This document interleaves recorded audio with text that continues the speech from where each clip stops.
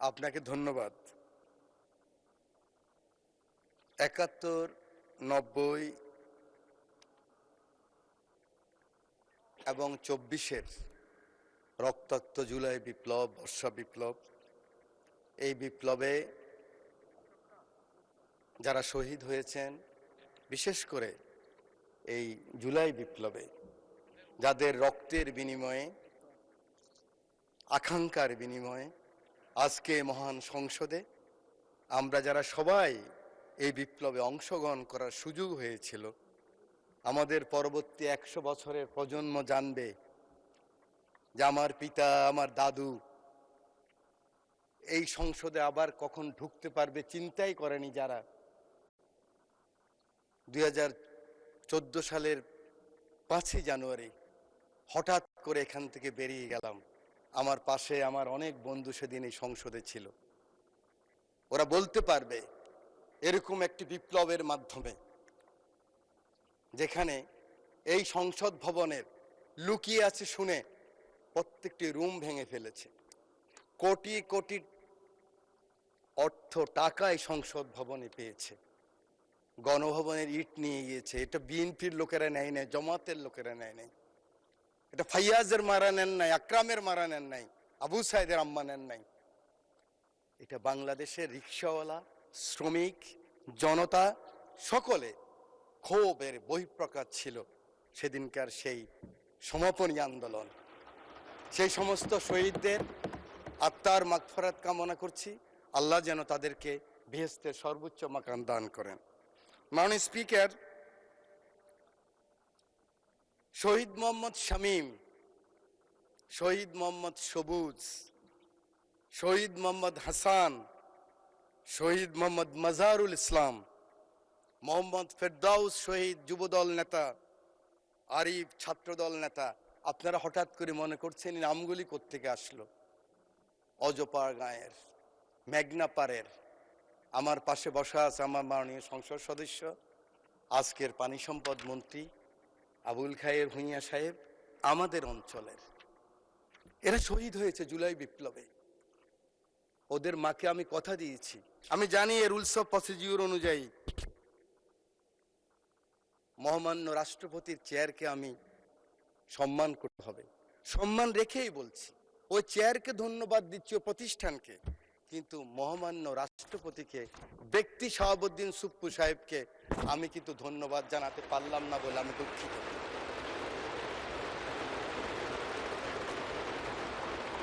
মাননীয় স্পিকার, শহীদ প্রেসিডেন্ট জিয়াউর রহমানকে স্মরণ করছি।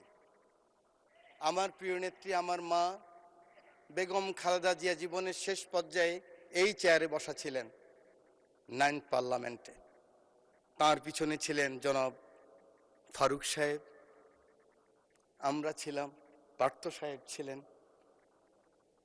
প্রথম দিন 1/11-এর পরে আমরা যখন 26 জন, ম্যাডাম খালেদা জিয়া 3 জন, 29 জন ছোট্ট রুমের মধ্যে পার্লামেন্ট পার্টির মিটিং হলেন,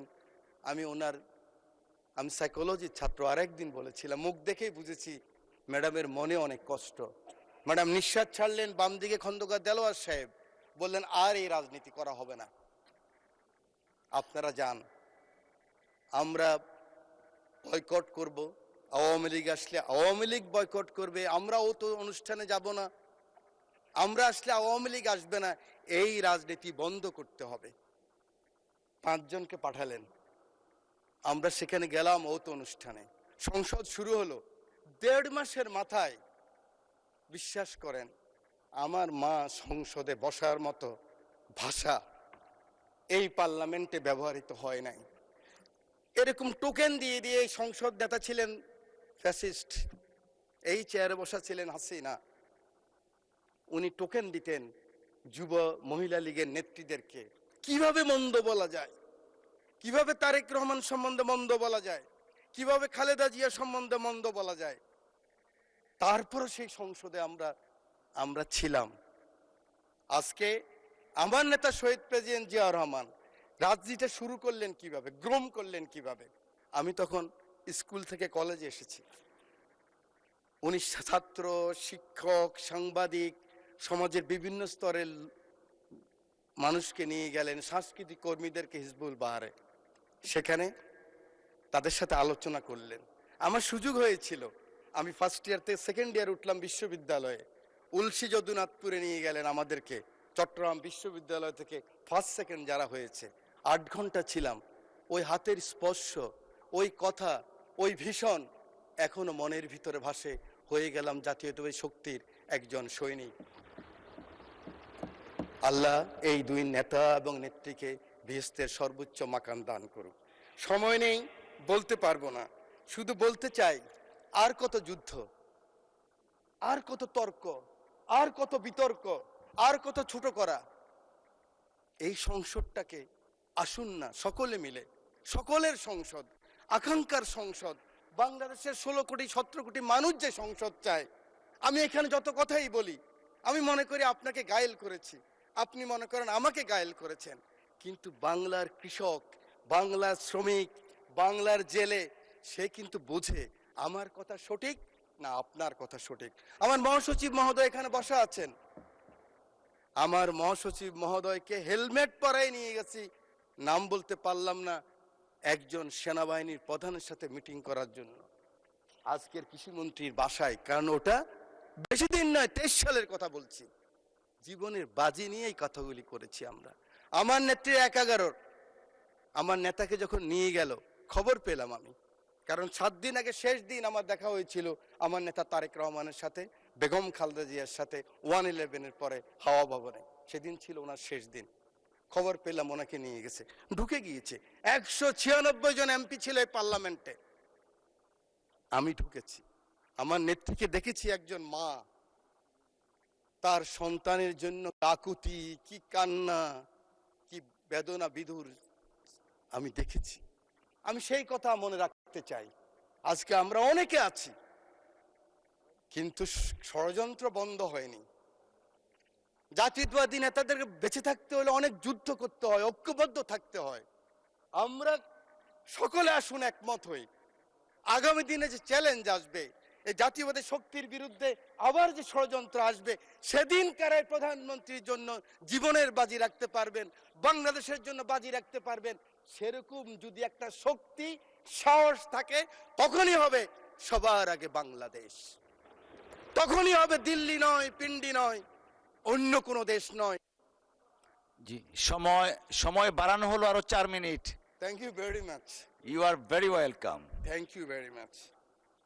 আমি আপনাকে ধন্যবাদ জানাই। আমার সংসদ নেতা, আমি ওনাকে হসপিটালও দেখেছি। একজন মানুষ তার কর্মীকে কত ভালোবাসলে, আমি অ্যাপ্রন পরে গিয়েছি, মাস্ক লাগাই গিয়েছি, আমি এমপি ছিলাম, দেখে চিনে নাই। সেই ছবি আপনারা দেখেন, কিন্তু মাথার মধ্যে ব্যান্ডেজ লাগানো। আমি মাস্ক খুললাম, অবাক হয়ে গেলেন, আপনি কেন আসছেন?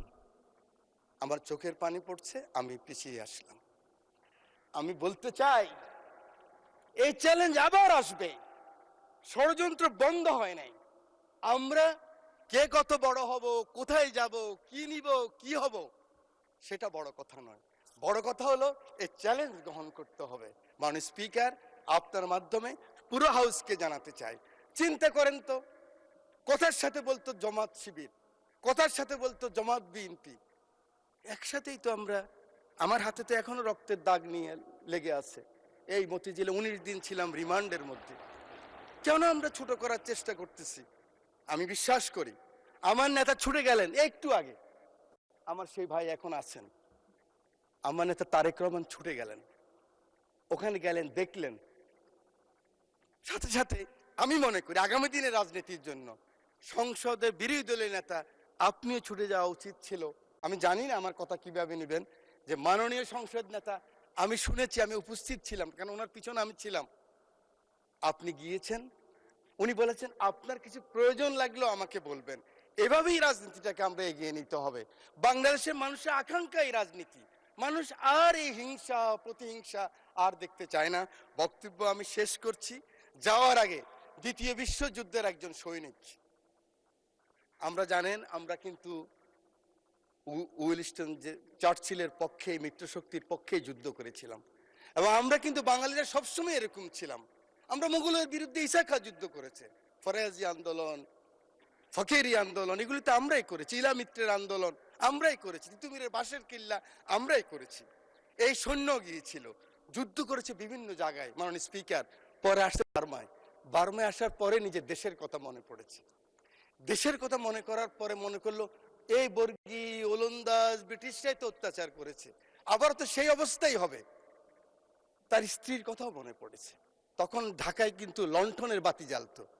তো তিনি বলেছেন, পরের জন্য যুদ্ধ করেছি অনেক, পরের জন্য যুদ্ধ করেছি অনেক, এবার তোমার আর আমার যুদ্ধ। যদি বলো এত যুদ্ধ করে কি পেয়েছি? তিউনিসিয়ায় পেয়েছি জয়, উগান্ডায় পেয়েছি জনগণের ভালোবাসা, আর প্রতিবেশী বার্মায় পেলাম ঘরে ফেরার তাগাদা। আমি যেন সেই বাতিওয়ালা যে পথ্য পথ্য রাস্তায় বাতি জ্বালিয়ে ফিরি, অথচ যার নিজের ঘরে জমে থাকে দুঃস্ব অন্ধকার। এই অন্ধকার আমরা কাটাতে চাই, এই অমনীষা থেকে বের হতে চাই। আমরা সুন্দর স্বাভাবিক সকলের জন্য যে বাংলাদেশ, সেই বাংলাদেশ চাই। আমার নেতা তারেক রহমানের সবার আগে বাংলাদেশ, সেই বাংলাদেশ চাই। আমার রামগতির দায়িত্ব নেতাকে দিলাম, আমার এমপি, আমার নদী ভাঙা মানুষ শহীদুদ্দিন চৌধুরীকে দিয়ে সময় নাই, সেই কারণে সকলের ভালোবাসা চেয়ে, আদর চেয়ে বক্তব্য শেষ করছি। আল্লাহ হাফেজ, বাংলাদেশ।